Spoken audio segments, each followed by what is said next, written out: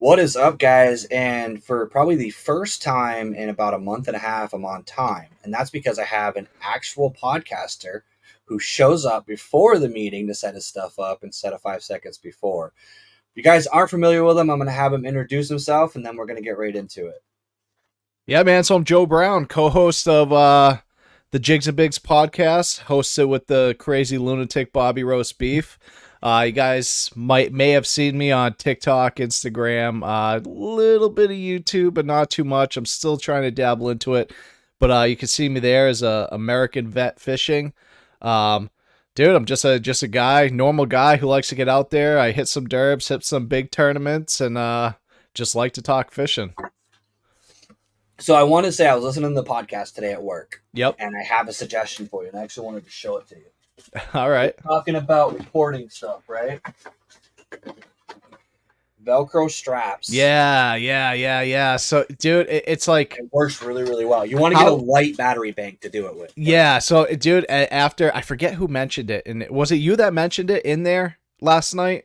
I wasn't in the chat. Okay, so someone did last night, and I was like, holy shit, why didn't I not think of that? I'm like, because I think I mentioned, like, dude, like, honestly, I'm thinking about, because, my boat's got USB ports everywhere. I'm like, I'll just run a cord. And I was like, I will end up tripping over that thing and falling right in the water. I was like, I do not need that. And that sounds like battery bank. I'm like, oh my God, how did I not think of that? So what you do is you get the heavy duty, like, adhesive Velcro. Yeah. The 10-pound weight or whatever, stick it to one side of the battery bank. Right, and then get a strip of Velcro and you can wrap it around the strap of your chest mount. Okay. You can put it wherever it's comfortable. Right. What I did with mine, which was even crazier, is if you don't want to do it on your actual harness, you just get like one of those cheap elastic belts. Oh, yeah. And then just stick it to that. And then basically you just run your cord under your shirt, plug it into that. Yeah, that sounds perfect, because, like, I mean, you know how it is. Like, I feel like that's such like an intimate camera view, having that, and it's like, but it's like, I like super ADD, dude, like ADHD, like the mega, I'm a 39-year-old guy with like 8-year-old ADHD. So it's like, once I get going and I get fishing, the last thing I want to do is stop, take the, battery out, read it. And it's like, so then I put it off and I'm like, oh, I'll do it like when I stop. And I end up catching fish without it. And then I just get frustrated. I'm like, I'm just taking the thing off and throwing it in the back of the bag. My teammate in tournaments pisses me off because he does it all. Like every single time he catches a big fish, he'd be like, dude, I didn't have my camera on. I literally run a back cam on my kayak. Right. And when I'm in tournaments, it's not even pointed at me half of the time. I literally spin it to point it at him because I know he's going to screw up, but he's going to do something. And that whole battery thing, the reason why I started doing that is because what is going to happen is something cool is going to happen. Yeah. So, yep, dude, Murphy's Law, man. And it's like with me, I run, obviously I'm a bass boat guy, and so I have a couple different mounts on the boat for different angles. Which is nice, but it's like there's something so sweet about the hands coming up in a hook set though. Is just I'm practicing for a tournament in October, and the lake is, I don't know if you've heard of it, but it's Lake Bomazine. It's here in Vermont. It's in Castleton. It's a very big lake, and it kind of got popular because a lot of the bass, like MLF guys and Bassmaster guys, when they come up to do Champlain, they have that window where they're not allowed to fish Champlain. So what they'll do is, Bomazine is a big lake that has both smallmouth and largemouth of decent size. Yeah. So they'll come film there. Like Milliken was down there this year. Okay. So all right. I got you. And they probably don't even say where they are, but I guarantee you're going to see some footage from Milliken where he says he's in Vermont. That's probably Bomazine. Yeah. So is it like same type of like fishing conditions as it's very deep in the middle, shallow on the edges, grass flats. It's got all the same kind of conditions. I got you. So guys will come up and screw around with baits just to kind of practice, and a lot of them it was actually kind of funny is last year my wife texted me and she's like, hey, have you ever heard of Ott Defoe? And I'm like, yeah. Yeah. And she's like, I'm following a truck that's all with his name on it. Oh, no He shit. was up on a local reservoir. Actually, the video one of the tournament videos I just put out was that reservoir. He was Yeah. just up there filming. No kidding. Because they come up to Vermont because a lot of times guys don't, like, we don't, even though like Vermont is a destination fishery for bass fishing because of Champlain, Yeah. you don't see guys fishing small lakes. So when you Yeah. see a wrapped boat, Yeah, yeah, of course. we just think it's like a Wednesday nighter guy who's got too much money on his hands.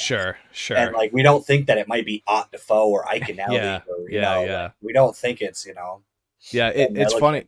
Last time I was up at the St. Lawrence River, it was do you follow like MLF and Bassmaster? A little bit, yeah. Yeah, so MLF was up in Champlain, and they got the last day got canceled because of wind. Yep. So they actually drove west over to a bunch of them drove west over to St. Lawrence to kick in there. So I saw a few of the guys, met a couple of the guys, got to talk to Drew Gill and stuff, and like him and I actually we hit it up on Instagram every once in a while, but yeah, so it's cool, man. It's cool when you see, especially me being a big boat guy, when you see those guys on the water and just see, like, I've lucked out to where most of the guys I've met or run into are like super friendly, but that's not always you the never case, know, but, dude. Yeah, met guys. We went to the Finger Lakes one year, and there was a couple of guys. I think that was the week that they were fishing Cayuga.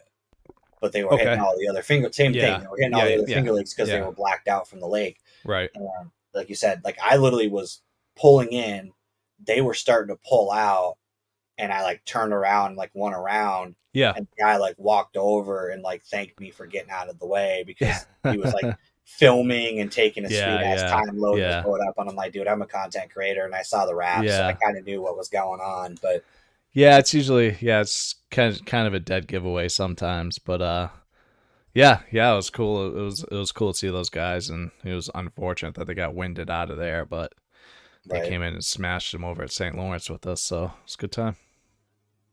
But yeah, it was what was cool. The reason why I brought that up is because I'm going to be running a body cam because I'm using my rowboat on that lake because okay, to sit before I go there with the kayak because I really want to like get some waypoints and like that's a lake that it's funny is I call it my nemesis lake. So I got one of those. I think every fisherman has one, and like everybody brags about catching 3-4 pound smallies and like 5 pound largies out of that same lake. Right. Sometimes in the same area because it's really weird. There's a lot of places where it's like a 4 foot deep, 2 feet of grass flat, and then it drops to a 40 foot rock bottom. So you get smallies on the ledges and largemouth like all grouped together. So people will smash them. Dude, the biggest fish I've ever caught on that lake is 6 inches. Like I don't understand. Oh no shit! Why? Like I have gone out there and only caught dinks every single time I've gone out there. And my championship event for Slay Nation is on that lake in October. Oh no shit! So I'm taking the rowboat out, but the rowboat doesn't have all the camera mounts and stuff that I have on the kayak. So I'm rigging up body cam. The hardest part with the chest cam is that you end up smacking it at least 3 times with the rod butt, and you end up like moving. Yeah. Oh yeah. Of course. Yeah. It makes that loud noise. And it's Yeah. So you've been doing? Did you get to do? You really didn't get to do all your tournaments, right? Because you had the issues with the Skeeter. And no. So we'll do a little story time here. So I was in the 2022 Skeeter FXR 20, and dude, I was out of it for 2 months for an electrical issue that they just, kept telling me they couldn't figure it out. And so like in my mind, I was like, cool, they'll figure this out in a week. I'll be good. Week turned into 2 weeks, 2 weeks into a month into 2 months. And, obviously I'm on the phone with Skeeter. I'm on the phone with the dealer. And I'm like, basically like, what the hell is going, like, I'm losing out on money. I'm still paying, I still pay a note on this boat. I'm losing out on money, tournaments. I've, canceling hotels, for tournaments and everything. And, so as soon as I got that back, I, obviously got rid of it immediately, traded it in. But, dude, I didn't have a big tournament season this year, which is super unfortunate and it like bummed me out quite a bit. And what really sucked is like, I I do the ABA stuff, and I was pretty big into that the last couple of years, and I couldn't even get enough points to qualify this year Oh, to go right, down because you to didn't have enough yeah to events go to down to pull it out. Murray, and like they have the 2 day regional championship in Winnipesaukee coming up, and I just had some like prior engagements. I couldn't make it up there, and which sucks. So I was supposed to go down to Lake Murray in October, but I just couldn't get the points. So That I'm gonna sucks. yeah, man. So I'm gonna head up to St. Lawrence in October. I'll head to a couple. I'm going up there with the Fisher Dive crew. Yep. Um, I'll hit some spots in September. I might actually go up to St. Lawrence River twice because that place is just absolutely insane. Like it's by far my favorite fishery now. Um, but yeah, so next year I'm gonna hit the tournaments hard. I'm gonna get into some of the big boy stuff, some of the MLF qualifiers, and Oh, okay. Yep. some like BFL shit. So probably go just absolutely embarrass myself. But it's you don't know unless you try. So I'll give it a shot. But yeah, I got the new boat, and I mean I started cranking to the tournaments immediately, some opens and stuff, but just couldn't crank the points out for ABA. So, guys, the fact that he nonchalantly said, "I got the new boat." If you see his new boat, that is not like I want and bought a bass tracker. No, he bought a freaking Icon. Like he bought like I did buy that an boat Icon. is awesome. Yeah, no, I Like I've seen appreciate that. it. That dude Yeah, is. That yeah, is the exact color I would get too. Like if I could pick the color, that would be the color I definitely. yeah. Actually, it's the same as the shirt I'm rocking right now. Yeah. Basically the same color scheme, the green and orange. Yeah, so that thing kind of fell into my lap, dude.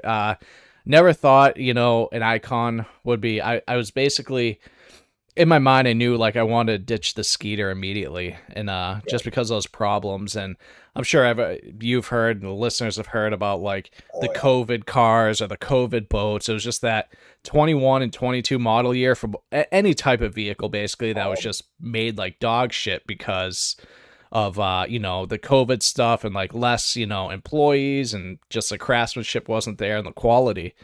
And that's kind of what I fell into, but it put a sour taste in my mouth with Skeeter. And yeah, so I went down, talked to Richie down at Thayer's Marine in Connecticut, Norwich, Connecticut, and I was like, man, this thing's sweet. I was like, because I saw one once in person, but I don't even think but I knew like what the price tags on them Yeah, were and stuff. I've never seen one up here, and I mean, I live in Yeah, Vermont, not like that. Massachusetts isn't a bass fishing state, but yeah, I have Champlain, so like there's a lot of you see a lot of phoenixes and yeah, boats up exactly. here, so I think this upcoming season, especially, you'll see more. As far as I know, I mean, I don't know anyone else in around anywhere here that has the LX21.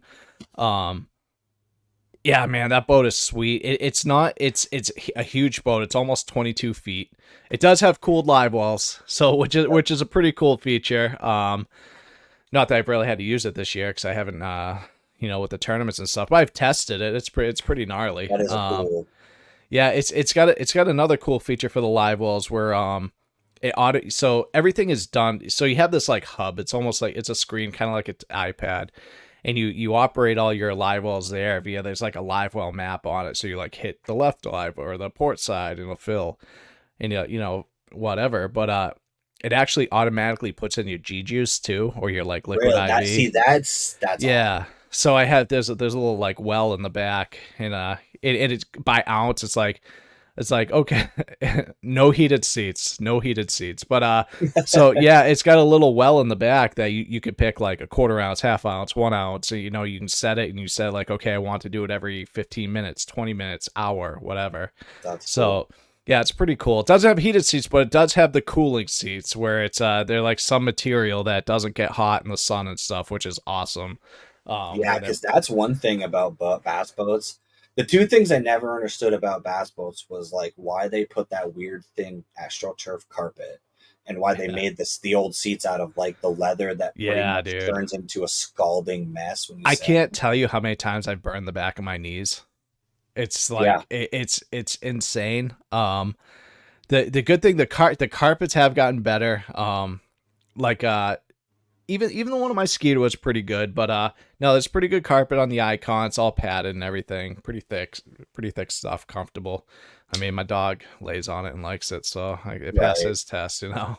Dude, I did not, when you were saying that on the podcast that you were looking at a new boat, that was not the direction I thought you were going. Like, yeah, me neither, dude. Because you went from like, neither. Not like Skeeter is like bottom. Yeah. I mean, Skeeter's up there. Yeah, anyway. No, Skeeters are solid boats. I thought maybe you were staying, parallel in brand category, but you went up to, the guys who used to build yachts decided to dabble in the bass boat. Yeah, dude, it's just all that tells you is I'm super dumb with my money. That's all it means. Yeah. No, it's I'm just I'm in a place where I'm very lucky. I have a wife that provides for me, and it's actually her boat, really, we'll say, because shit, I couldn't afford that shit on my salary. But right. No, man, it's they really hooked me up down at Thayer's Marine. Richie's an awesome dude. He knew who I was when I came down, really hooked me up, gave me a good deal. And the good part about it, so they had two Icons down there when I went. They had the LX20 and the LX21. Two reasons why I went with the LX21. It had the color scheme that I liked. I did want, or three reasons. I did want to go a little bit bigger. I wanted to go to that 21 class boat, but it also had, my boat had the sliding tackle trays and shit in the center. And that was a big thing for me that I really liked when I was looking at them. And also it had a so the LX20 was all set up with, all Lowrance graphs, and I'm not a Lowrance fan. Never have been. Don't think I ever will be. I'm a bird guy, I like the Humminbirds. So the one I got was a very basic electronic setup to where I had the opportunity to just set it up, have them do it, rig it exactly how I wanted. Yeah. So I went with the 212s on the console. I got 212s on the bow, one being a Garmin because I do run live scope, and then I have the bird up there to run the Mega 360. Part of me wishes I put a third graph on there right now. So we'll see what next year, but only because when I'm I never run 360 before. I never ran on my last boat. And, so like, I love to have my mapping on the front too. Yeah, you don't have mapping with that 360. It has like quick page where I can just go hit a button and then go right back to it real quick. But I'm like, or I could just have it right in front of me all the time. But then you get into that, like, do I really want that much weight up there? It's so we'll see. We'll see what 2025 brings. Maybe I'll adjust it. Maybe I'll keep it. But I love it, man. That boat's phenomenal. I mean, the quality and the craftsmanship between the Skeeter and the Icon aren't even comparable. Not even comparable at all. It's just an insane boat. Slow, though. It is not as fast as the Skeeter. Well, I mean, it is so what, your Skeeter was a 21 or was it a 20? So it was a 20, but it was, it was like 20 feet, 8 inches. They just classed it as a 20. Yeah. This one's a 21, 10 inch, but it's just it's wider. I'm running a Merc on this one, Merc 250. I had a Yamaha show in the last one, but, the Skeeter's a 70 plus mile an hour boat. This one, I struggle to get like mid 60s. Okay. And, but dude, for the comfortability I give and the quality of like fishing and the fishability, I'll eat the 5, 6, 7 miles an hour. Yeah. I mean, the funny part about it too, though, is like that it's probably more stable. Too. It's way more stable. Less likely to start chine walking on you when you're. Oh yeah, dude! I haven't designed that hole is different. Nope, and like it, dude. The stability on this thing and the way it just eats chop and waves is just absolutely insane. Like how they designed that hull, it's just incredible. And like they designed the hull and everything. Then obviously Jacob Wheeler went in there, designed a lot of the other shit with them or helped them design it, and oh, dude, it's a wild boat. It's a wild boat. So much room. So you said you're going up to, I'm assuming you're going up to like Alexandria Bay, like A Bay area? Yeah. So I was up there not too long ago. Love Chris and Christina. They're such great people. He's been trying to get me to come up for like a year, and every time it always ends up being like, dude, I can't do that weekend, or I can't do this Yeah, weekend. yeah. Have you been up there before or no? I haven't. Because he got a kayak now. Yeah. So Yeah. Sean got him hooked on kayaks. That's right. And then he actually called me. I actually spent an hour on the phone with him while I was at work. He literally called me at work one day and he's like, dude, listen, I'm going to a kayak dealer and I have two options. And we literally worked through which options were better for him, because he was basically looking at like Bobby's kayak and my kayak. Sure.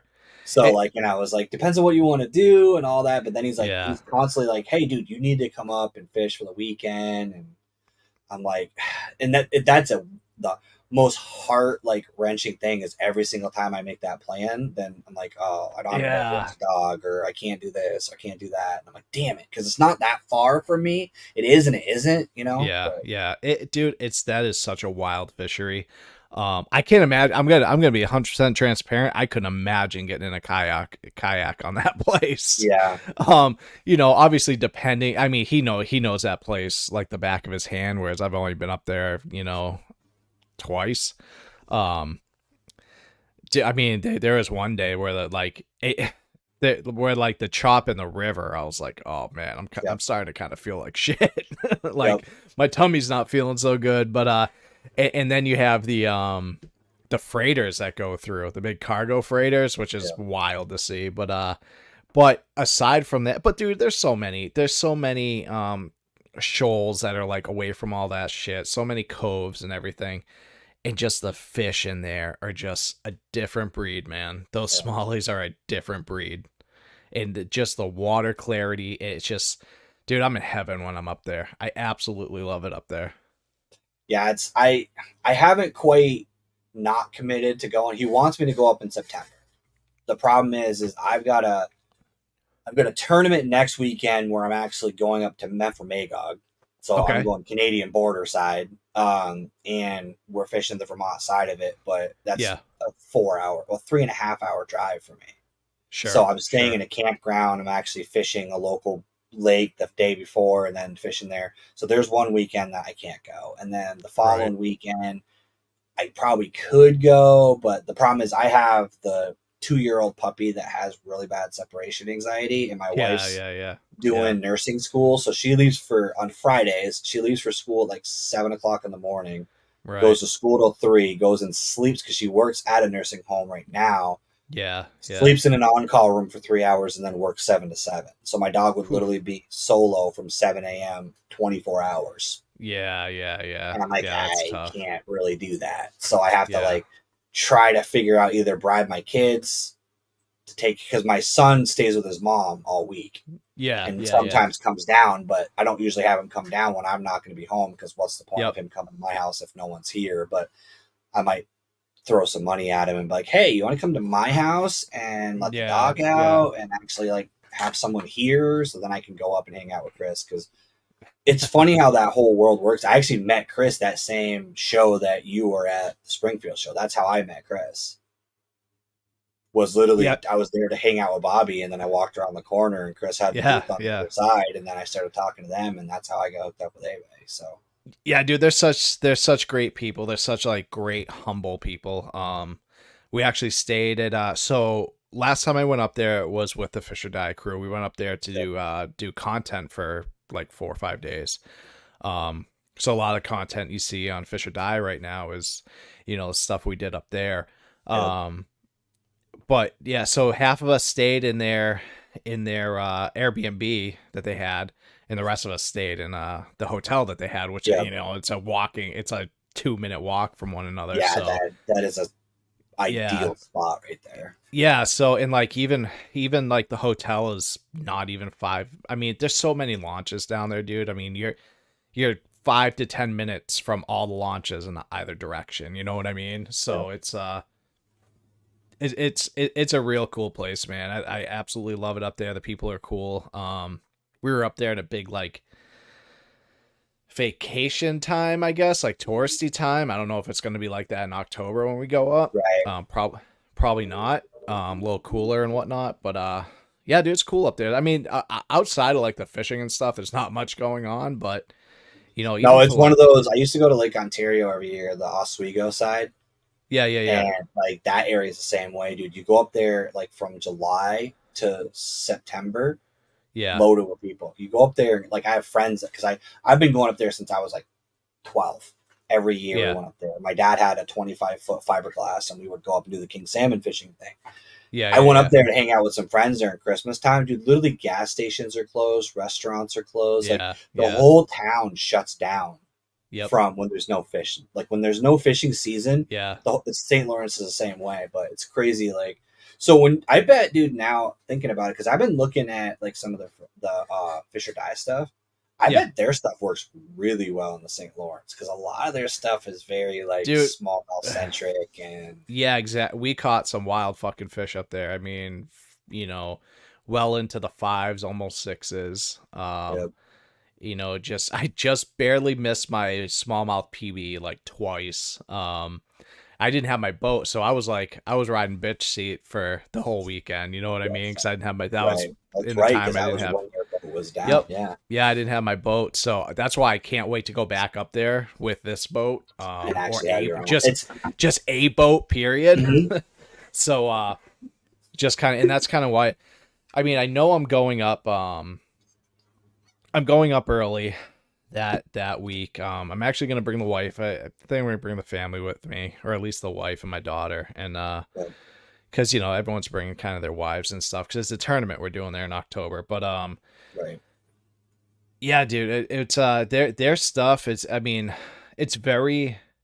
A lot of it is centered on smallmouth, but I mean, I catch it. I mean, so the sharpshooter that Ned bait that they came out with this year, Yeah.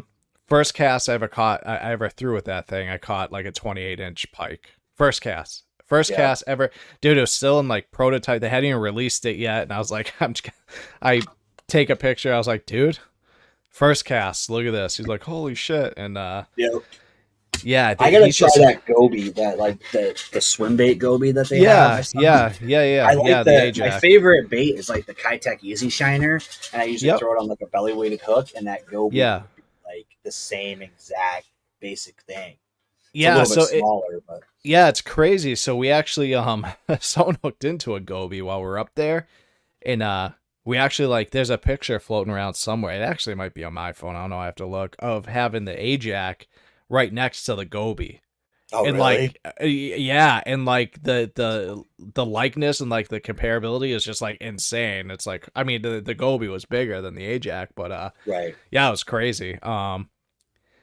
Yeah, his baits are, so the cool thing about Fish or Die is so Taylor, everything comes from his brain, dude. And he just literally I've been involved with like the beginning stages to the end stages of a couple baits now. And he'll just literally draw it on a piece of paper and then you know adjust it how he feels it, and then he'll send it to a CAD designer. CAD designer designs it, and then dude, he has them, and then he has someone fucking build the mold. And it's so it's not some do it mold or mass produced mold. Everything is you know just theirs, you know, primary to them. And yeah, dude, that dude's got a mad scientist brain when it comes to baits, dude. Like Those are the some of best his guys though. Like yeah. look at some of the baits that are coming out now, like especially forward facing sonar stuff. But like Yep. that's what I'd like. So I've talked to him. I think he's coming on next month. I don't know what Awesome. day yet, Yeah. but he was busy with stuff, so he's like maybe September. Oh, but he's a busy dude. I like those are the kind of companies I like getting involved with because Yep. they're big but small. And it's like not meant to be an insult, but they're not like Berkeley big. But Sure. I know sure. about them. I don't know how many people in the chat have Yeah. necessarily heard of them. Yep. I Yep. mean, their stuft's on Tackle Warehouse. It's not like they're small. They're not like Yeah, just a dude. local shop. But I remember when he fucking sent me the text, and I don't remember if he texted me or called me when he found out he was going to Tackle Warehouse, dude. He was so pumped. Cause like he still hand pours those baits like at his house. You know what I mean? oh, really? So he's not even production. He's still Does not have production. He hand paints those baits. I mean, even like even down to like the eyes, dude. Like they hand glue each eye on there. between him, his wife, and probably like some child labor with his kids. You know what I mean? Um, Another cool thing about him, dude, about Fish or Die is all their scents they make all their scents too. They have like several different scents. Um, they fuse their baits with them, and then and even like if you like reach out to him and be like, hey, like I like this scent, but usually put this bait in this other scent. Could you put it in the one I like? And dude, they're awesome about stuff like that. They'll like cool, custom do shit like that. Yeah. Yeah, dude. So they're on. He's been getting into a lot of Thousand Island Tackle Shop. He got into them this year. He got into like I said, Tackle Warehouse. Been doing well in Tackle Warehouse. Dude's a madman. He you know he works a job like 12 hours a day, in public service, and just he'll get up at like 2 a.m, pour baits, go to work, come home, go to sleep, do it again. You know what I mean? It's just wild, and he's I definitely foresee that company really continuing to grow to the point where he can just do that full time. I mean, it's awesome, dude. Great company. Speaking of growth, is your goal, I've been kind of curious about this, is your goal to eventually go like semi-pro tournament guy, or are you just dabbling in the tournaments just to see? Yeah. No, man, that's my goal. And that's kind of where I want to start next year. So, you know, for the viewers and followers, whatever, don't know, like I'm in the military. I'm active military, have been for 22 years. I'm retiring here in the next about year and a half. And, that's what I want to do, man. Like that's my goal. It's what I can't say it's like been a dream since I was a kid, but like that it's been my adult dream, I could say. You know what I mean? Like really when I really got into the bass fishing and shit, and I was like, I feel like I could, if I put my mind to it, I could do this. And maybe I can. We'll see. I'm gonna give it a shot. I mean, I won't know unless I try, you know, and that's why I really want to get into like the MLF stuff next year. And just kind of see where it goes. Yep. Yeah, it's crazy. I mean, honestly, this year, back in the day, like, see, I don't think I'd ever want to do pro bass fishing. Mm-hmm. Like, and that's funny coming from someone who puts up 4 YouTube videos a week and does a live stream every week as well. But like, I don't even know if I would want to do YouTube full time. Like, I would want the peace of mind. Like, I'd have to have a really good contract. Yeah. Like, I'd have to have somebody be like, okay, here's a 5-year upfront deal of like what you already make, and then I'd consider it. But like otherwise, the thought of like my next check being dependent on whether I make a good video, I don't think I could deal with that stress. I think it would ruin fishing for me. And that's where you 100%. Kind of have the advantage of like, not like to be mean, but like it's not like you're making millions of dollars in the military, so you're not really abandoning. No, like I sure shit am not to do this. So it's less of a concern, I think, than some other one that somebody else that's working like construction for a living and then Justin Hamner, who gave up lawn mowing in Alabama to become a pro. Like, you know what I mean? Like, exactly. It's crazy, man, because it's like it's funny because I've never really talked to anyone about this, so it's like an exclusive. It's like I think it'd be a really cool like underdog story. You know what I mean? Yeah. Like I spent the last 22 years in the military deploying all over the world constantly. And like this is something I want to do, but I just kind of had to wait because, I do have kids. I got a wife. I got a house. I still have all that shit to take care of. But when I'm done, I have that, that income, that kind of like fallback income to where it's like, dude, I'm 39 years old. Up there, I'm almost 40. I'll be 40 here in another month or two, and like it would just be a cool story to be like, yo, this kid, a 40-year-old, just like comes out of nowhere and fucking makes it into like this or that, and I mean, it would definitely be awesome. It's definitely a cool thing to like, because I'll be 100% honest. Like outside of that, I don't know what the fuck I'm gonna do when I grow up, when I retire. Like, you know what I mean? And yeah, like just sit around in my socks and like yell at the TV or the kids in the neighborhood or something, you know what I mean? But so I think in what's cool about it and like where I kind of am lucky is my wife works remote, so she can travel with me if need be. Yeah, you know what I mean? Huge. And work wherever. Huge. And we do that a lot now, anytime we travel, a lot of times she still like has to work. So, you know, Need even Wi-Fi. You can pretty much go anywhere as exactly long as you like, got the dude, Wi-Fi. when we did the trade show tour last year, when we're, you know, down in Harrisburg and then up to Columbus and stuff, dude, she was working the whole time, you know, me, her, and my daughter. And yeah, it was still fun. But yeah, dude, I'm hoping that to be my goal. That's where I was like pretty bummed this year because they did have the pro league this year for ABA, and I just didn't even get to compete in any of them just because I got fucked on my boat being out. But next year, dude, next year it's gonna get weird. Like, I'm just gonna be go go go constantly. So I already told Bobby, warned him, like, dude, I'm gonna be gone a lot, and so we'll see what happens, man. We'll see. I've already told him if he needs a loudmouth to come on and talk on Hell his yeah. podcast to just text me and I'll come on. But Yeah. so guys, when he goes pro and he gets signed to a deal, I want you to go back to this podcast and watch the whole thing because we That's talked right. about it here. So Yeah, we heard it here. First time exclusive. it's funny though because like nobody like that's the things that like the tournament world. The thing about the tournament world is you can almost tell who someone was growing up Yeah. by the guys who fish tournaments because Yeah. guys there's in my mind there's really only two types of fishermen, maybe three, but there's the guy who fishes when he goes on family vacation with a bobber and worm and he'll do it twice a year. Yep. And then there's guys, I guess there's really three. There's guys like Bobby Roast Beef who gets excited about catching bluegill and just wants to go catch anything that swims.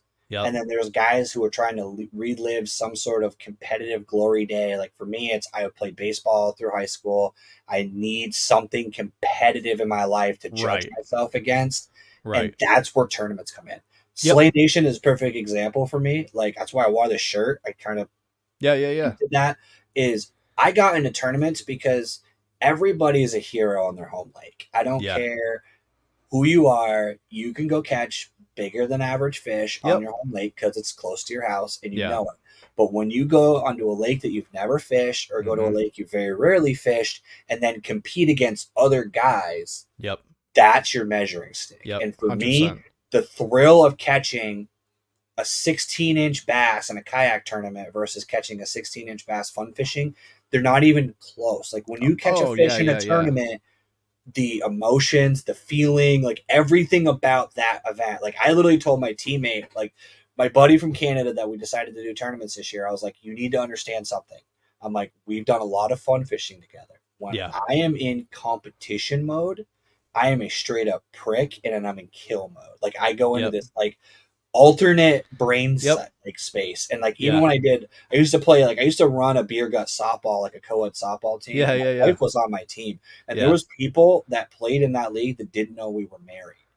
Oh no shit. Because we couldn't talk because we would argue. Because I was that hyper like competitive, like I guess cocky, arrogant, whatever. I have this like chip on my shoulder and this like, and I'm never like mad at my teammates. I'm just hyper competitive against myself. Like I have literally won tournaments and on the way home, I'm like, but I should have fucking switched to the chatterbait. I don't know why I didn't. Oh dude. Yeah. It's like the whole way home, we won the tournament.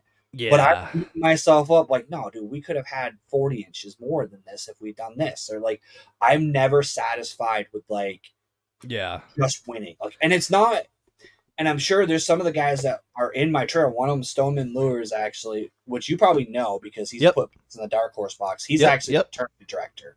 Okay. Of our trail. So like when I go to I'm talking to everybody at the ramp, but when I'm actually on the water and I'm fishing, they're like into me. Like, that's like this weird hyper focused zone. To the point where my teammates sometimes be like, dude, we haven't talked to each other in 2 hours. What are we doing? And we're in a kayak tournament where we have to be 30 yards apart. So we're racing the entire time. So the way the Slay Nation, because we're in the small vessel series, so you can either be like a team in a John boat with only a trolling motor, Okay. or you can be in 2 kayaks, but you have to be no more than 30 yards apart because it's like Okay, no more. I thought you were saying no closer. I'm like, no, well, yeah. okay, Yeah, no yeah. more than So 30. basically, Okay, the idea is that like 2 kayaks can't like go fish the north and south end of a lake, and then the guy on the gotcha, john boat can only gotcha, fish one end. gotcha. So Okay, that makes more sense. Okay, they made it like that. But ultimately, like there is a lot of times where every single tournament, even the ones we've won, I've been like, but my teammates been like, oh, dude, we got like 80 inches, and I'm like, yeah, that's nothing. We need to keep going. Like yeah, I'm yeah, always pushing for like we need 90, we need yeah, 95. yeah. Of Like, course. and it's just that's where from what little interaction me and you have had and a little bit of talking we've done, like that's why I wanted to ask that question Yeah, because it looked like you weren't just the guy that's like, oh, I'm going to do a Wednesday nighter because I'm yeah, bored. yeah, Like yeah. you looked like you were building to something more than And that just. and that's 100%, what the overall goal is. Obviously sometimes life gets in the way, so hopefully, I get all my ducks in a row, all my cross my t's, dot my i's. And but the cool I love that guy. I love that guy. I got a man crush on Dave. But yeah, dude, so it's like the cool thing is like having that support system as well. Like Yeah, luckily, I am super lucky to have a wife where she's just like, is that what you want to do? I was like, yeah. yeah, She's like, then fucking do it. Like, let's yeah, do it. Like, yeah, I will help you. Let's get it. You know what I mean? And that's where I'm like, I'm super super lucky with that. Because she's a competitive like animal too. You know what I mean? It's like she was like, in the executive in the corporate world, just to, she has to kind of eat her own. It's like, you know what yeah, I mean? She's like that alpha she wolf. So yeah. it's yeah, dude, that's the overall goal. It's crazy. Like for me, like I know it doesn't come off it on the show or whatever, but I'm like a super like introverted person too. So this is kind of like caused me to like, or Right. forced me to come out of my shell. You know what I mean? And and I've like being with Bobby for just about 2 years now. I've had a blast with that because him and I are just so different. Like everything about us is Yeah, whether it's our lifestyles, our fishing styles, we are yep, literally like oil and water, man. But yep. but we mesh well. We do, we have a blast. And yeah, we'll see. Like I said, we'll see what next year brings. I planned on doing a ton of travel this year. That didn't work out, and we'll see. We'll see what happens next year. Now, would your goal be the MLF format or the Bassmaster format? Which one would So you that's prefer? a great question. I'm gonna no bullshit, dude. I'm gonna try them both next year. Okay. Um, I've obviously I'm more used to the like the BASS, the Yeah, five Bassmaster fish. stuff, the Yeah, five fish, go weigh them in, because only MLF has like, unless it's a catch photo release, they're the only ones that have like that format, and I like like that format, but I like them both, so I don't know. I don't know. Like I watch them both. I enjoy watching them both, and I think it's cool that man, I don't know that see, answer. I've thought about the same thing because like when Bobby introduced that like catch 'em all tournament that he did for jigs and baits, Yeah, yeah, like I've always done, like kayak tournaments. It's different with weight for sure than yeah, inches, but like at the same time, like the catch 'em all has its appeal because if you're having a bad day, yeah. you can go find a bunch. Like for me, it's I could go find a bunch of 13 inchers Yep, and you go yep, catch a bunch. And a catch yep, them all, yeah, you're not getting a bunch of 17s that are helping you score yeah, high, but you can just go beat up on some fish to get your yeah, confidence up. And then maybe you'll be like, oh, okay, I figured something out. Now I can go try to upsize. Whereas, like with a 5 fish tournament, there's always like that moment where you're like, for me, it's like the first fish. It's probably like yeah, that for, I mean, it's for things, same thing for like a bass boat tournament, but like that first fish, the elephant comes off your shoulders. Cause until yeah, you get yeah, that first fish in the boat, you're doubting your life. You're doubting your life decisions. You're like, why did I spend all the yeah. money? Why did I drive down here? Oh, I'm an dude, I idiot. know, I The know. whole time you're just beating yourself up. And then you Yep, get that first fish and you're like, okay, okay, now we got something. And then you get another one and you're like, oh, okay, I'm starting to figure this out. But then when you get like with a 5 fish tournament, then there's that like merry-go-round of no call, no call, yeah, no dude. call. You catch a you got a Yeah, 3-pounder in the box, and you're trying to call that freaking 2.5-pounder, and you can't call the freaking 2.5-pound. And it's always like, I know, like measurement tournaments, it's always like, I've got a 16-incher and I catch a 15 3/4, a 15 1/2, a 15 3/4. Yeah. Like, you couldn't be a 1/4 inch longer just to make me feel better. No, like, I hear you. And weight's like, even weirder because you can't, like, for me, it's kind of quick because I can be like, boom. You can't. I mean, there's times where a 16-inch fish could be 3 pounds and it could be 2.5 pounds. Like, and a 1/4 ounce could be there whether you place in the money or not. Yep. So, 100, dude. I've seen, especially the championship, the championship last year for ABA was down at Lake Hartwell, dude, and like, man, those there was 206 or 250 boats and then 11 non-boaters, but that was kind of so this is kind of a funny story. I'll tell you this. So I go down there, I make it. This is like my first like big tournament. You know what I mean? I get down there, dude. I go down there. I pre-fish for 2 days. This is a primary, like, yeah, there's big largemouth in there, but there's so many spot bass. You know what I mean? Yeah. And so I go down there, dude. I get like 2 days of pre-fishing in. Day 1 was like, okay. Day 2 was like the largemouth shut off. And I had never fished for spot. I had never targeted spots before. I've never seen them, yeah. So I was like, well, I better fucking figure this out real quick. I need to figure this out. So what happened was, dude, we're talking October, the lake started to turn over while we were there, to the point where, and this is a huge lake, and like you could see, the bubble, the air moving, whatever.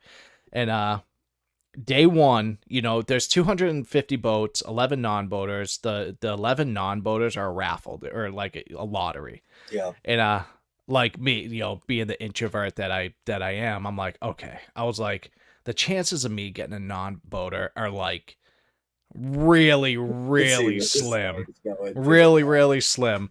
I get the text of my launch time, and it says like either no boater, or it gives you the boater and their phone number. And I'm like, I get a boater. I'm like, oh my God. Yeah. I was like, are you kidding? Because like, dude, it's like, when I'm prepared to fish with a partner, which I do occasionally, I have 2 guys I use as partners, and but I'm like, my mind is set for that. Like, my boat is set up a certain way. It was my mind nor my boat were set up to have someone else in my boat. So, granted, the guy was the nicest guy on the planet. I wish I could remember his name. He was such a phenomenal dude, but doesn't mean I wanted him on there. But he was a wicked nice guy. No. But dude, so I go in there that day. I catch fish. I only caught 4, so I didn't even get a limit. And I found some rats that weren't measurable, and then the dude on the back of my boat gets a full bag, 5. That's even worse, yeah. So I'm like, are you shitting me right now? He's from down there, gets it a little bit more. So yeah, so he gets 5. So I go home, I weigh in, I'm like, yeah, whatever. I'm in like 220th place or something like that. Yeah. And I'm just so deflated. I'm like, dude, I was like, if I don't, like, I think it was top 100 make day 3. Right. And I'm like, oh my God, dude. I was like, there's no way I'm going to make this. I'm sorry, it was 150, top 150 make it. But, so next day thank God I was by myself that day. And, in my head, I was like, dude, I'm going to fish these things like I would fish smallmouth. Yep. And I just started smashing them, dude. I was fishing rock ledges, dragging, jigs up ledges, shit like that. I first started throwing a shaky worm, like towards the ledge and like, towards the shore and kind of bringing it down. And I was catching some good ones. And, but I was like, at the time I still had my live scope, and I just so happened to be looking, and I see like a bunch of boulders, rocks, and I just see like a spot on it, like come up and then go down. I was like, oh, I know what you are. So because the color down there is like the color of the boulders and the color of the fish when because they were like a lot of them were belly on the bottom, so you couldn't see them unless they like screwed up and moved a little bit, like the sniper in the tower. You know what I mean? They had to make a mistake for you to see them on live. So I was like, so I throw the jig and I bring it up the ledge and boom, that fish right there, 3.5 pound spot. So I'm like, okay, I'm on to something here. Yeah. So, and this is like 30 feet of water. I started at like 40, bringing it back up to the boat. So I caught this one like 30 feet of water. And then, so that day I ended up, I can't remember my weights, but, I weigh in at the tank and it's all like televised and shit like that, like live stream. So I'm like, so back up a little bit, dude. Big tournament. My nerves were so crazy. I was like throwing up in the parking lot that morning. I'm throwing up in the parking lot, dude. There's like people like you don't launch it. Like you sit in the boat and they have people that come and launch your boat for you, and like drive your truck, park it, all that shit. I'm like throwing up in the parking lot because I'm so nervous. But no, the end of that day, we I ended up getting up to, it was like 97th place. So I made it up from, 220 to 97. I'm like, okay. So I made day 3. Day 3, I go out there and I have another pretty good day. I ended up finishing the tournament in 76th out of, 250, which I was proud of, dude. That's my first big to come from behind like I did. But the crazy part was like from like 76th place to like the top like 20 where the money was, dude, it was only like 2 pound difference. Yep. It was so close, dude. And it was like all three, all cumulative, all three. And yeah, it was like first place guy wins the boat. He won the Camus, and then it's pretty crazy because there's actually like guys at the boat waiting to see who wins, or guys at the ramp waiting to see who wins the boat with like bags of money. Like, hey, I'll just pay you cash for this thing right now. It's wild. Yep. But yeah, it's I love it, dude. I love the tournament fishing and I hate it at the same time, because I just like you, like, absolutely. I grew up playing competitive sports. So anytime I don't have a good day up there, I'm like, and I think I've talked to like Dave about this, and I'm like, dude, I was like, why do I do this to myself? Like, why do I do this to myself? Like, I'll go to my wife, Mag. I'll be like, I'm not fishing anymore. Like, I'm selling the boat. Like, this is stupid. And then, I sleep on it. And then I'm like, all right, let's go fishing. You know what I mean? Like, nothing ever happened. MAKB, dude. So my first tournament I ever fished in kayak, right? Yeah.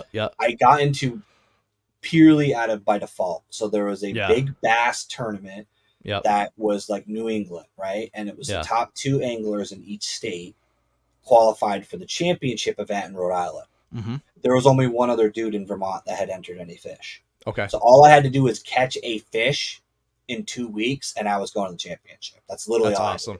Catch a single fish. So I mean, and it was, the tournament was in October. It was actually Halloween weekend. Mm-hmm. So it was fall. So it was like literally the first week of October. All I had to do was go catch a largemouth. Like you could do that. That's it. I think I could do this. Largemouth is all I needed. So I'm like, I'm in. Cool. So then I made this whole plan. I stayed in a campground. I actually went down there like 3 days early. When I got down there, like 3 of the lakes you couldn't even get to because they had drawn them down so far that the ramp was not even accessible. I ended up placing 3rd in that one in the money. So then the next tournament, I decided, you know what? I'm all in. I joined MAKB mostly because Sean was a director. I knew Sean. Yep. And I was like, cool. So I joined up. My first event, I placed 4th, which was just out of the money. But like you said, it was like a half inch that I was out of the money. It's and I was crazy, fishing dude. Against like Jerry Howes, and like I was fishing against guys like for Sean. Like I was fishing against guys with forward facing sonar. I think even Derek Brundle was in that first event. Like, all these guys, Yeah. And so then I was like, cool. I have like basically an average place of like 3rd at this point in my tournament. Yeah. I blanked the next 2 events. Yep. And the first time I blanked, I was like, you know what? It was actually Lashaway. That was the day you were there. That's so funny. That was that day that you drove by me. I blanked that event. So then literally the next tournament, I went down pre-fished. I did everything right. Didn't catch 8. I didn't catch anything. Not a pickerel, not a freaking perch, nothing. Are we still talking Lashaway? Yeah. Yeah. I didn't even go to the weigh-in. No shit. I literally loaded my shit up, texted Sean. I was like, dude, I'm sorry, but it's not going to be good for me to be in a group of people right now because it's going to be a negative experience for everyone. I'm so pissy. And then I ended up texting the group chat and, like, you know, congratulated the guys. Like, you know, it was fun fishing with you guys. I'm not sure. Because keep in mind, I was doing 3-hour drives to these lakes. Yeah, it's gnarly. Like, I was leaving my house. I was literally working remote on Fridays. And at 5 o'clock, I was eating dinner at like 2. Yeah. And then at 5 o'clock, I was already in pajamas by the time my shift ended. And I went to bed. Yeah. Like, I literally was getting up at 2 o'clock in the morning for a 5:30 captain's meeting to fish till 3, do a 2-hour weigh-in, and then drive 3 hours home. And then, yeah. So I was pissed, and I threw this epic, like, temper tantrum the whole way home. I called my wife, and I was like, I'm done. This is stupid. I'm wasting all my money. I don't understand why I'm doing this. And the other thing is, too, like, not like bass boats, there's a little bit more money to be had, but when you start out at the entry level of tournaments, you're not really making money because between baits, equipment, travel, expense, 100%, dude. You're hoping to break even. Yeah, breaking even is a successful season. That's winning. Yeah. Like for us, it's like, you know, people be like, oh, like, and I don't like when I tell people, they'll be like, you know, you in the green or the red for the year. And anytime I'm in the green, they're like, oh, does that like count your like boat and payment and all? I was like, listen, I was like, but when you're like at my, like this level and you're not in the pros, that boat payment is like, that's just FU. That's got to be like FU money. Yep. Like that has nothing to do. That's just like the stupidity you decided to buy that boat.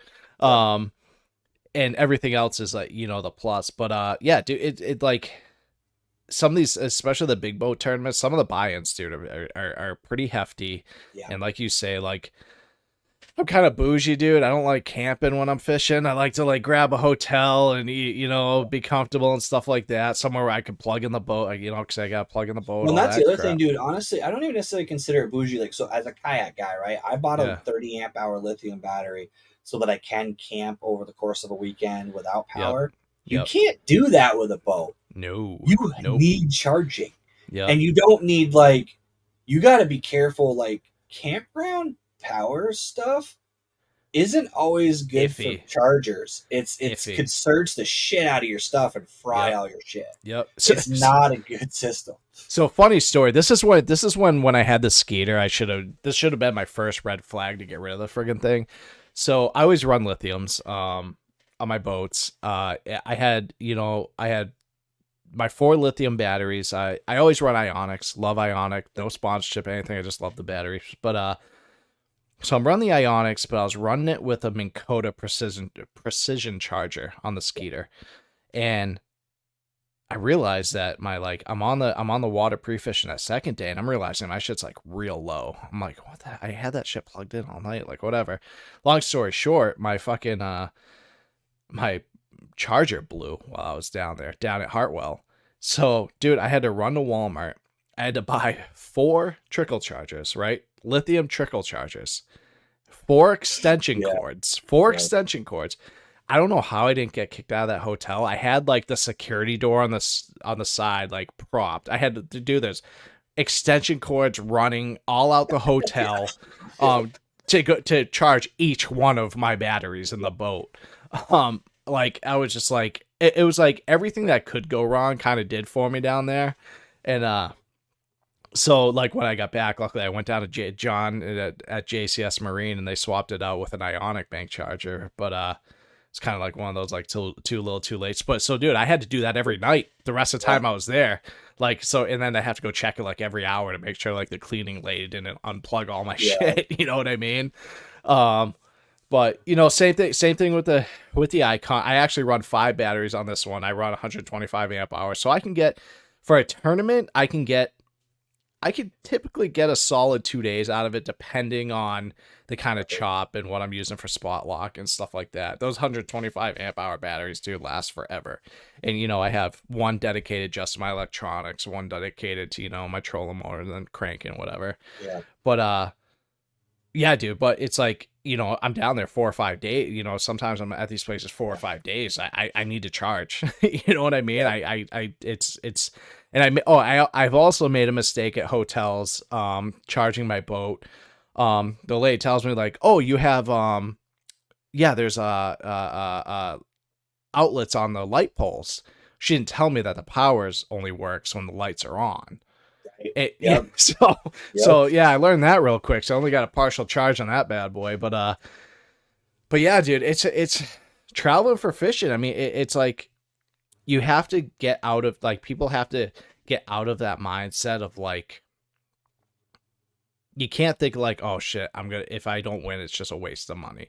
You have Right. to you have to go into it being like, this is just something, just a super expensive habit that I had, and if I win something, it's a plus, it's a Yep. bonus.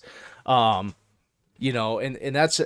that's kind of something that, if I made onto the next level, that like kind of stresses me out, scares me a little bit, because it's like, but at the same time, where it's good for me is I'll have that, supplemental income from my retirement and stuff. So, but that's where I feel for these guys that are out on the tour, like MLF, and what people don't realize too is like, just because these guys are in MLF or the Elite Series doesn't mean they're going to be in it next year. No. They have to requalify for those, like every year. Like, so KVD, when if he had a really shitty year, he literally could have maybe not qualified to go the next year, So it's like, there's a lot of stress on these guys. If they don't make a check, they need to, especially like the smaller name guys, if they don't have a check and they are not, getting a fair amount of income from sponsors and stuff, and they don't have any other income coming in, that's tough, dude. Well, and the other thing too is you have to think about, like, that's the one thing that you're getting into the game, and I don't want to discourage you, but you're getting into the game at a different time. Yeah. Back in the day, you got into Bassmaster, because that was what was there. Yep. If you were one of the people who were qualified for the actual series, sponsors hit you up. Now, of course, you're competing with every 12-year-old with a YouTube channel, the Jigs and Bigs podcast in Massachusetts, Binny Outdoors in Vermont. Like, sponsors are starting to go, hey, I can sponsor Joe. Joe may or may not ever end up on Bass Live, so I give him $100,000 that I wasted because no one ever sees my logo because he never does good enough to get there. Or I can give 6,000 12-year-olds a box of baits that cost me nothing and get 20 million eyeballs on my product. So that's the thing that people don't realize, is that pro bass fishermen are basically marketing execs for their sponsors.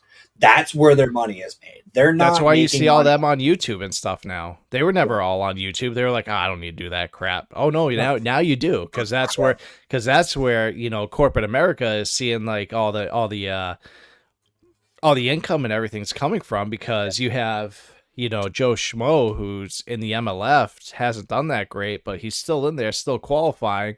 Or you got like, Stuart Little, little 12-year-old fisherman who catches donks in his grandfather's, farm pond, getting 2.3 million views. Like, they're going to be like, hey man, why don't you use our rod?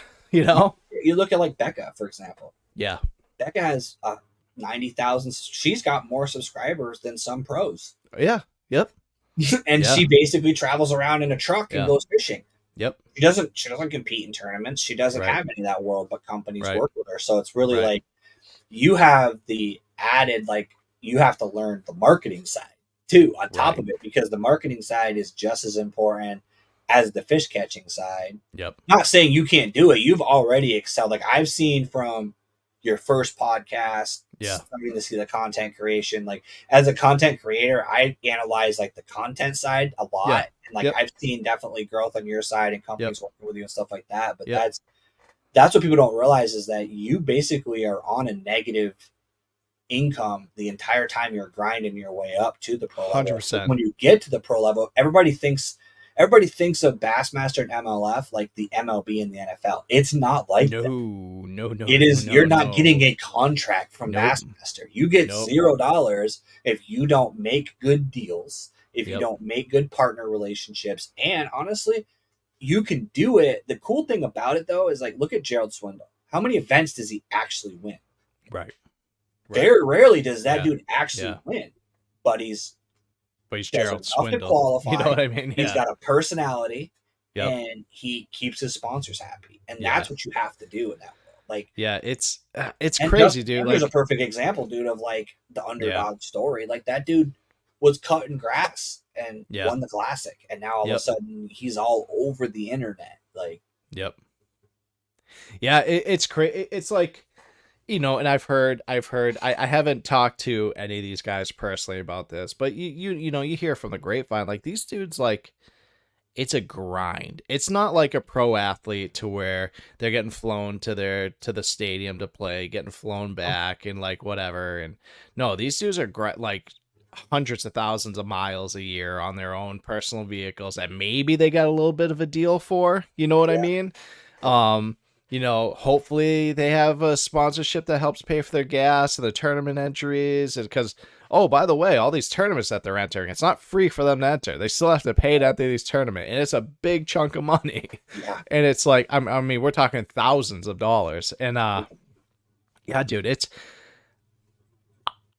me doing it. It's just like, the option is like a 40-year-old guy who never got into the like high end level of like competitive sports. Like I thought I would when I was a kid. Like, this is my, like, it's your shot. This is my shot. You know what I mean? Yeah. The you know, like the Rudy at Notre Dame, you know what I mean? Yep. So yeah, we'll see what happens. If I don't, dude, I'm not setting any expectations. If I don't, I still have a blast doing the opens and stuff like that. I get a little bit of coin in my pocket and, you know, go and, tell the wife, like, see, I could just, it's catching up. What's crazy about a tournament is if you take 8 hours of fun fishing and 8 hours of tournament fishing, they're not even comparable. Like, no, like you are, like I am dead when I'm done a tournament. Like I have to really struggle. I struggle to drive home. Yeah. Oh, dude, it's like, wicked funny. I get shit from people all the time, especially like my wife. I'll be like, I'll come home from a tournament, especially if it's, you know, an hour or two away. Yep. I'm like, oh my God. I was like, you know, I'll be like, I'm so beat or I'm tired. And she'll be like, you were fishing. You fished all day. I was home with the kids while you fished all day. Yep. I'm like, oh man. I was like, you can't say, I was like, well, when you say it sounded like that. Yeah. It sounds like crap, but trust me. It was tough. It was a battle out there. I have yet to do a tournament where I've gotten home and sat down on the couch to just relax and then not like woken up 2 hours later because. Oh yeah. I know. Time. It's the same. It's the same. That's cool. The good thing is though, is you do have the wife that is like has the capability to continue working and follow you. Yeah. But also like if she's in the executive world, she'll also be able to help you navigate that like. Yeah, dude. Yeah, I just because it's hard to do. Like if you look at the successful guys like on the pro tour, you'll notice like Zaldain's perfect example. You know, like even Swindle. Like if you look, the wife's handling the contracts, the communication with the sponsors. Because at some point you got to go fish and you can't be there to answer the phone when Burke. And I'm just too dumb to do all that stuff, dude. Like I'll screw it up. It's crazy. Like when you start working with companies, like I don't have any sponsor deals or anything like that, but even with the little bit of networking that I've done, like the problem is it's a new world. So you can't just be a dude that puts videos on YouTube and catches fish. Yeah. Because there's too many of those now. And there's guys like Milliken who made a ton of money doing it. Yep. You know, there's the Goulden squad and all those guys who made money, but you have to have a specific personality. You have to be able to draw an audience. You have to get people to buy into you as a brand. Yep. And then go catch them. Yeah. And I think that's honestly the reason why I'm drawn to tournaments though. Yeah, that's why I'm drawn to content creation because it's like it's a game within a game. It's not just I need to go catch a 5-pounder. It's I got to go catch a 5-pounder, but then I also got to figure out how to film it properly, tell the story right, present that story on the internet, and plug my sponsors because I caught it on their rod. Yeah, and think about it this way too, dude. It's like going out. You know, I know you do the same thing I do. You're like, okay, today is like a content day. I need to go out and do content. Dude, tell me how it's, if you think about it and you break it down, it's no different than a tournament, Nope. because and here's how, and here's why. So you're going out and making that content. So maybe you'll get either, whether you're doing a long, long script, like video for YouTube, or you're doing a bunch of, broken down videos. What's your payout for those? Likes. Depends. Yeah, Likes on social media. Yep. So now you're like, okay, got this video, good, put it on. Oh my God, I only got that many likes. Like, God, this sucks. Like, I thought I was going to get this many and that many likes and follows and shares and all that. And it's like, it's a different spectrum, but like kind of like the same feelings and results. You know what I mean? I'll tell you, the video I just put out, that like basically FTG video, where I put the Meet the Fockers like asshole thing in there. I thought for sure that video was going to go viral. Yep. 75, 80 views. Yeah. And I was like, it's in the video I put out before that got 6,000.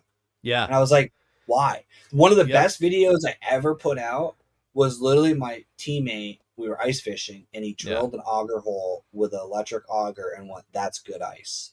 And that got 25,000 views and like 700 comments. Yep, dude. It was always a 12-second video of a Canadian drilling a hole with an auger. It's always the dumb stuff, man. And it's like, but like, that's where it's like that just goes to show like the competitive nature of people, to where the only way I can go and fun fish and like no bullshit fun fish is if I leave all the cameras at home. If you know what I mean? Because if you stick that camera up there, you have a goal in mind, which is no different, from when you're in it, when you're in a tournament. So it happens all the time. So for us, for like you and I and anyone else who like is creating content or has YouTube or has fishing tournaments, we're all the same. It's just, you may not think it. You just have to look at it. You just have to kind of step back and see the bigger picture. Like, whereas like a tournament fisherman is looking for money, the content creator is looking for likes. Because guess what? Once you get to a certain point in content creation, those likes turn into money, and it's like this, this big spiral. So it's funny. That's how I've saved days though, from like a content creator side. Yeah. So like I learned last year, and it took me that long. Like I've been doing this for 3 years now. Like I learned that when I'm having a bad day and I'm not catching fish, or I don't have anything that in my mind is going to be entertaining enough to produce, right? Yep. I literally was editing videos before you joined, where I went out and I was like, okay, I'm going to switch the skirt on my jig because the skirt's beat up. And I went, oh yeah, I bought those replacement skirts from All Terrain. Yep. And I was like, you know what? Screw it. Hey guys, Mike here from Binya Outdoors. Want to show you this cool thing. Instead of throwing this jig out, you can put this skirt on here. Boom, video. Now I feel like I did something. I wasn't catching fish all day. So now, boom, I accomplished something today. And then I started catching fish after making that video, because now I have confidence. Because before I beat myself up, I was down on myself for not catching fish. But that's what I've learned with the content world is like sometimes just stop and talk about what you're doing. Make a quick video about whatever you're doing, because then even if you don't end up using that video, or maybe you can use it in the video later that comes from that, like I'm going to tell you guys right now in the chat that are watching this, I'm going to tell you something that I probably shouldn't tell you. Half of my intros to my YouTube videos are recorded at the end of the day. I literally will fish all day, and then I'll go, hey guys, today we're going to fish with a frog. Why? Because I just caught 8 with a frog. Because anytime I go out there with the intentions of using something, the fish decide that that's not what they want, and then I have no video. So I've learned to literally go and start making videos by just fishing and just building a story as the day proceeds. So I'm like, okay, like when I went with Bobby, that video when me and Bobby went out in the bass boat, dude, I caught 3 fish. That's all I caught, and one of them was a fucking bullhead. But the thing is, I have the presence of mind now, and that's where you have to have a different mental spaces. I start recording Bobby fishing. I start taking B-roll of like the shore. I start doing all these little things because in my mind, I'm like, okay, I can put music to this. I can do that. And that's what you're saying. It's the same thing as a tournament. When you catch a fish in a tournament or you're trying to catch the next fish, you're like, okay, I caught that on grass or the crankbait. Maybe that's the pattern. Okay, was it the color? Was it the line? Was it this? That's the same thing you're doing as a content creator when you're not fishing a tournament. Just going, okay, what do I do to make this something that's useful? Yeah. And that's really what it's like. So Mike Bradley actually has a pretty good.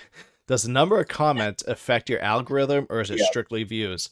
Mike, nobody knows how the algorithm works, dude. I don't think YouTube knows. I've been trying to literally. I have spent hours on the internet trying to be like, okay, how do I figure out my algorithm? Like, what is the holy grail here? Like, you know, what is the answer? You know, like, yeah, dude, what is the meaning of life? That's like what that's what like the algorithm is. Like, until you find like the meaning of life, you'll never figure out the algorithm because they're both hidden in the same spot, dude. So I will tell you, as a generic rule of thumb, the more people interacting with your video, there's a reason why comments help views. Yeah. And it's not for the reason you think. You put 10,000 comments on my video. Yeah. It's not really the fact that you commented on my video. It's that the video's running while you're typing that video, typing that comment.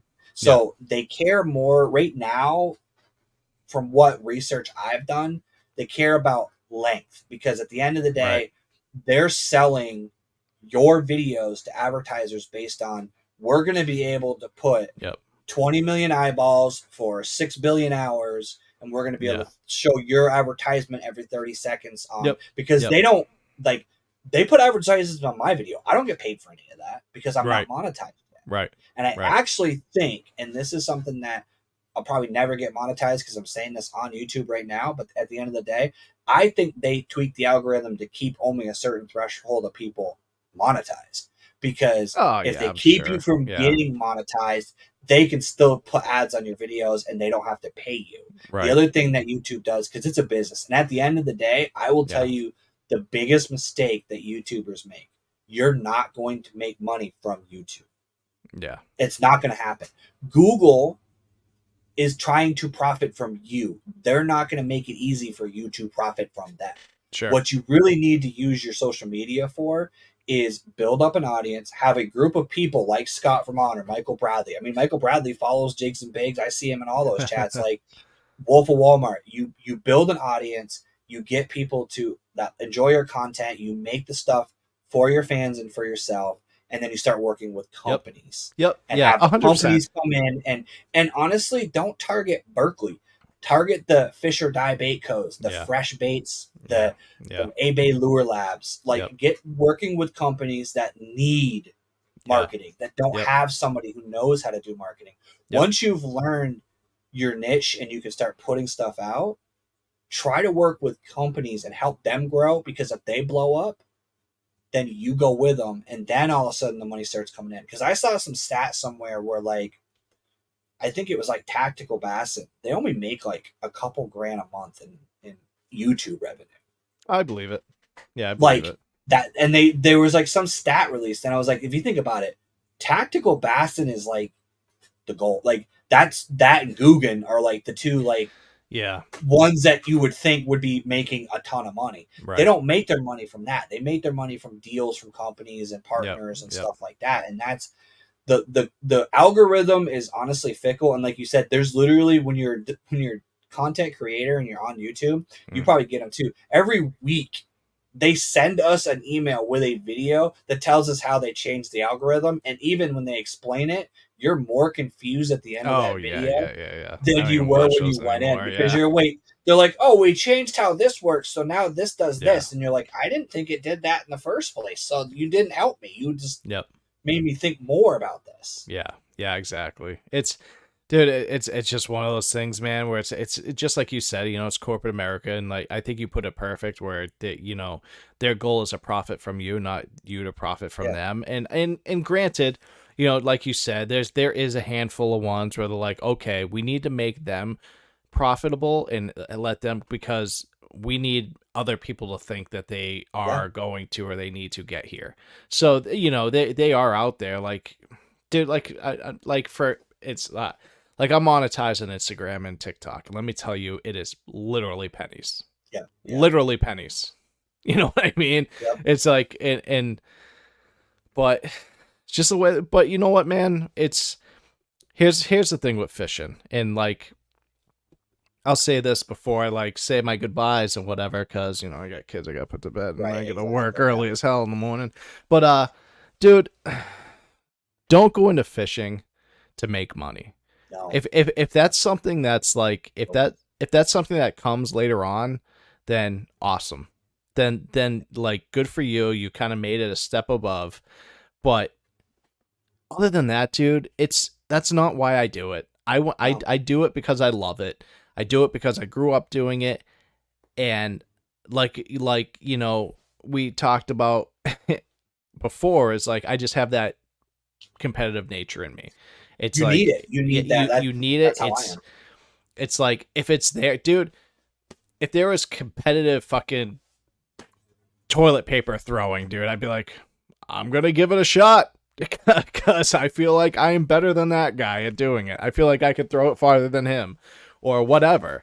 I was talking to Dave about it, and honestly, what it is, and that's something that his podcast that he's going to be putting out. Yep. I don't know if you've heard about, like, oh yeah, like fishing's my Prozac. Like, I have a shitty week of work. Yeah, I'm stressed out. My bosses were riding me all week. I had deadlines I didn't meet. I had a shitty week or whatever happened. I mean, literally, I ended up having to put my dog down. And you know, the first, literally left the vet, went home, got in my fucking truck, hooked up my trailer, and went to the lake. Yeah. That's, if you want to get into content creation, you want to go pro fishing, any of that, you have to ask yourself, would you do it if you never make it? Yeah. If you would make that YouTube video, regardless if no one's going to watch it, if you would enter into that tournament, regardless if you know for sure you were never going to win any money and you were always going to be in the negative, but you still get the thrill and excitement and the just desire to get back out there and do it again, then do it. Yeah. If not, then you're, like I said, the 3 tiers of fishermen. You're that guy that likes to go out on the weekends, throw a bobber with the kids, and there's nothing wrong with that. It's just you have to make that decision. And once you do, be aware that you're going to probably have a credit card debt and you're probably going to be spending quite a bit of money, and you're going to buy a boat that is expensive and a kayak that's expensive and start that. There's like a weird, like, exponential curve. You go from like, I only use Senkos and I go and I catch fish. And then all of a sudden it's like, you're looking at $25 swim baits, $300 rods. And you're like, okay, now I need a chatterbait rod to go with my jig rod, to go with my BFS rod, to go with, dude. Like, and then you start specializing and it's awful. So you know, it sometimes it gets to that point where you look at that guy on the bank fishing with his kid with the bobber and the worm with their $29.99, you know, rod from Walmart, and you're like, kind of jealous of that guy right now as I roll up in my extremely expensive big you know boat payment boat, you know, with the tens of $1,000s worth of equipment in it that I'll probably use 3 things of it today. I was like, oh man, nothing makes you shake your head more than when you go fishing all day and then you come back to the dock and you see a kid on the dock throwing a bobber and a worm with a Barbie pole. And pulling in largemouth, and you're like, are you shitting me right now? So but the man does have to get to work in the morning, guys. I actually got some videos to edit, so we're gonna end it right here. We're gonna get him back on probably a bunch throughout the year. I'm gonna have Joe back on, and man, especially I'll come on whenever. We'll have some tournament recap videos once season starts back up. But if you guys haven't checked out his channel, I screwed up and I usually tag everything in the notes. I will put it all down in the show description at the end of this video. I'm going to go throw those up there. But if you haven't checked him out, he's American Vet Fishing pretty much on every, all your platforms. Yeah, everything. All my platforms, American Vet Fishing. There's some underscores in there, but if you just put American Vet Fishing in there, they'll pop up. Yeah. Follow him, like him, comment on his stuff. Be Michael Bradley and just blow him up and hit him with 1,000 comments, so we'll get his stuff growing and we'll get him pro, and then you guys can say you were here. That's right. If you guys ever, reach out to me on my on my socials and stuff. I love talking to people, chatting, people answering questions. I might have a question for you. It might take. Bear with me, especially on like Instagram and stuff. I have quite a few followers these days, so I get like so many messages and spam messages now. So it's like if I don't get back to you in a day or two, but I always get back to everybody. I love hearing from all you guys. I love hearing about your fishing adventures and techniques and whatever. And Yeah, guys, hit them up, and we will see you guys next Tuesday.